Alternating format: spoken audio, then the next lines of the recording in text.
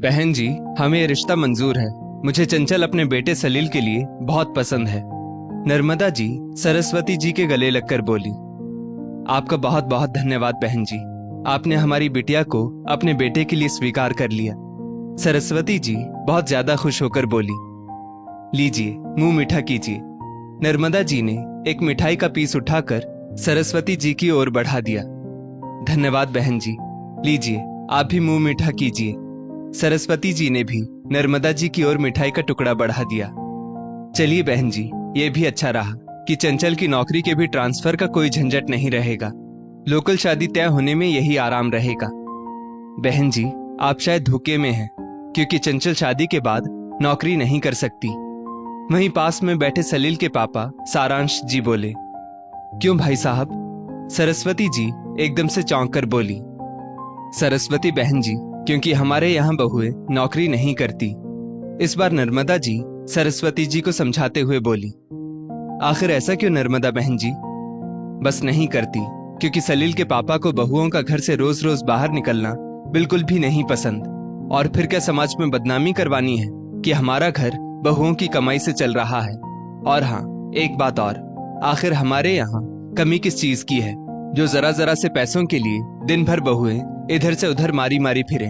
हमारी बड़ी बहू काजल भी एमएड बीएड है, लेकिन उसको भी नौकरी नहीं करने दी गई। ठाठ से घर में रहती है, बैठी तो है आपके सामने। चाहे तो खुद ही पूछ लीजिए उससे कि उसको हमारे यहाँ किसी भी प्रकार की कोई कमी तो नहीं है। नर्मदा जी बहुत अहंकारित होकर बोली। आंटी जी, मम्मी जी बिल्कुल सही कह रही हैं। मुझे कमी तो कुछ भी नहीं है, लेकिन कठपुतली सी हो गई हूँ। आप इस समझौते पर बिल्कुल भी शादी मत करिएगा, क्योंकि आपने तो चंचल की नौकरी की बात पहले ही कर ली, तो आपको पता चल गया कि उसको शादी के बाद नौकरी करने को नहीं मिलेगी। लेकिन मेरे मम्मी पापा ने तो यही सोचा कि मेरे सास ससुर समझदार और पढ़े लिखे हैं, तो उनको मेरे नौकरी करने से कोई आपत्ति नहीं होगी। इसीलिए नौकरी का कोई मुद्दा ही नहीं उठाया गया। लेकिन शादी के बाद मम्मी जी और पापा जी ने मुझे नौकरी करने के लिए बिल्कुल साफ मना कर दिया, जबकि मेरे पति समीर को मेरे नौकरी करने से कोई आपत्ति नहीं थी। लेकिन समीर कभी भी मम्मी जी पापा जी का विरोध करने का सोच भी नहीं सकते। आंटी, मेरे मम्मी पापा ने अपनी हैसियत ना होकर भी मुझे और मेरी बहन को किसी तरह से पढ़ाया लिखाया।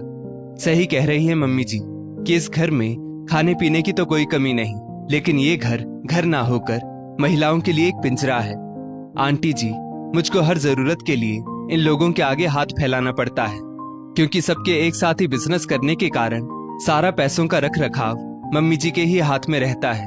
मुझको तो लगता है कि मैं उस घर की बहू ना होकर कोई कठपुतली हूँ, जो अपनी इच्छाओं का कत्ल करके इन लोगों के इशारे पर नाच रही हूँ। ये सब कहते कहते काजल रुआंसी हो उठी।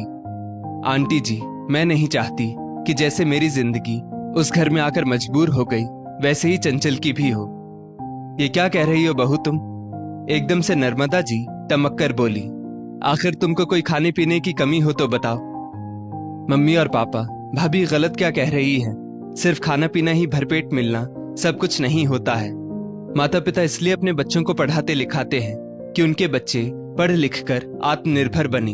लेकिन आपने तो सचमुच भाभी के पैरों में जंजीर डाल दी, और वही आप चंचल के साथ भी दोहराना चाह रही हैं। वहीं पास में ही बैठा सलील बोल उठा। अगर आप और पापा इसी जिद पर अड़े रहे तो कहीं ऐसा ना हो कि आप लोगों को बुढ़ापे में अकेले रहना पड़ जाए, क्योंकि कहां तक कोई अपनी इच्छाओं को मारेगा। माना कि भाभी ने इतनी पढ़ी लिखी होने के बावजूद आपकी शर्तों के साथ समझौता कर लिया, लेकिन चंचल ने समझौता ना किया और चंचल की देखा देखी भाभी भी जिद पर अड़ गई, तब आप लोग क्या करोगे? मम्मी पापा, आज जमाना बदल गया है।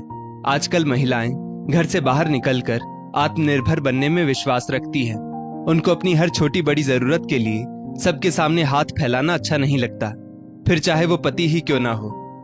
लोहा गर्म होता देख सलील ने भी अपनी बात रख ही दी, क्योंकि वो भी अपनी भाभी की इच्छाओं का सम्मान करता था। मम्मी, कह तो सलील सचमुच बिल्कुल सही रहा है। मैं आपका सम्मान करता हूँ, इसीलिए आपका विरोध नहीं कर पाया। लेकिन सही मायने में देखा जाए तो हर व्यक्ति को अपनी जिंदगी अपनी तरह से जीने का अधिकार होना चाहिए। आखिरकार आज ये शब्द मम्मी पापा की किसी भी बात का विरोध ना करके चुपचाप मानने वाले समीर की भी जबान पर आ गए। अब सबने अपनी अपनी कह ली कि और किसी का भी कुछ कहना बाकी है। या मैं कुछ कहूं? सारांश जी खड़े होकर बोले, मैं कुछ कहना चाहती हूं। नर्मदा जी कुछ परेशान थी। हाँ बोलो।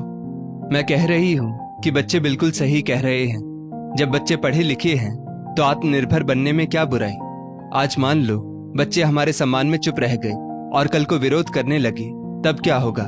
हम लोग सचमुच बुढ़ापे में अकेले रह जाएंगे।